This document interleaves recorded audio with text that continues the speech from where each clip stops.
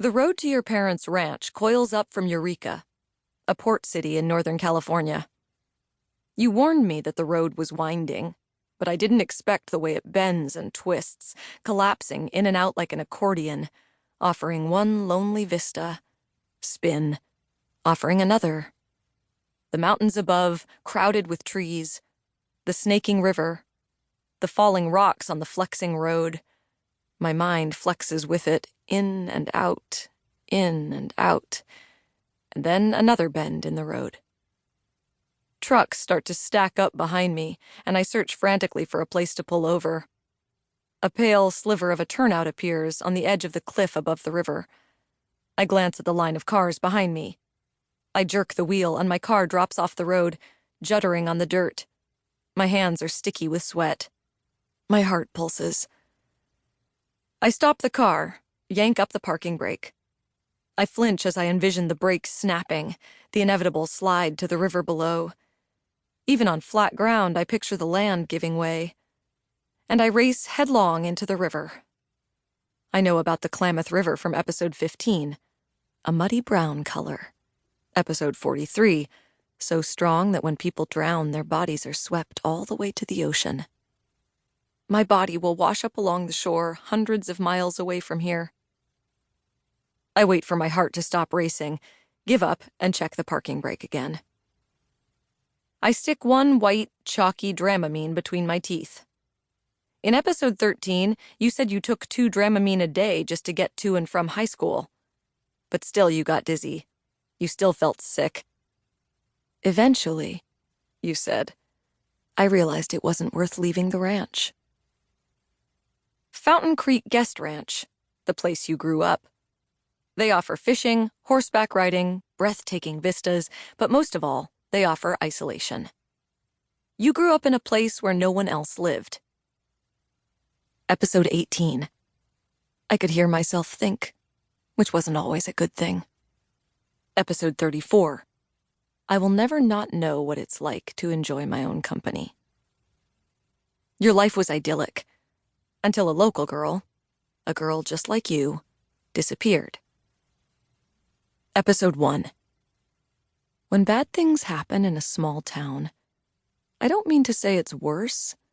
I don't mean to diminish anyone's experience. But there were 23 kids in my entire school. And then there were 22.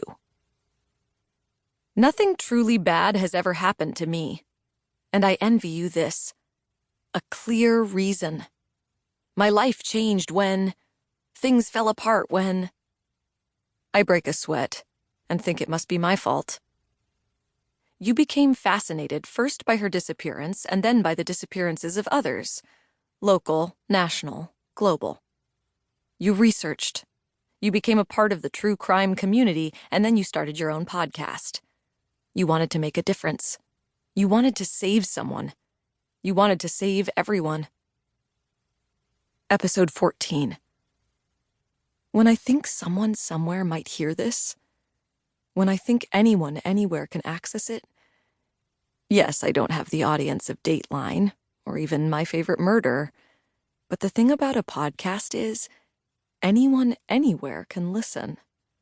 And maybe you will be the one to find someone who is missing. Maybe you hold the key to the evidence that will solve a murder. Maybe I can be the reason someone is saved.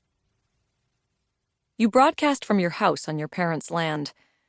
A yellow house with a red roof, drawn in lines so idealized it could be a Disneyland attraction. I found the ranch website online. It bragged that it was a family-run business.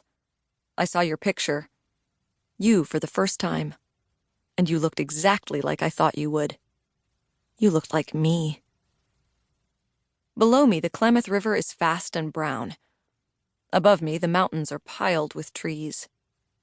From episode 1, I know that they are firs, pines, oaks, maples, madrones, spruce, and manzanitas. I recognize this world from your pictures, but I am not prepared for the sheer majesty of it.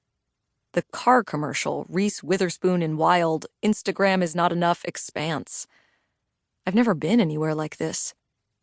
If it weren't for you, I wouldn't even know it existed. I think oddly how excited you would be if you were here with me, diving into your own disappearance, solving your own mystery. I take a deep breath, and I plug in my phone and press play. Your voice fills my car, gravelly but discreet, breathing mystery. I release the parking brake, start the engine, and pull back onto the road. I pass a strip of highway dedicated to Dear Madam, and I remember you told me her story. Episode 19. Dear Madam was an 80-year-old woman who moved to a primitive cabin on the Klamath in the 1950s to garden, hide from cougars, and write a book. She decided her life wasn't over, but to do that, she had to leave behind the world that told her it was. She had to come here.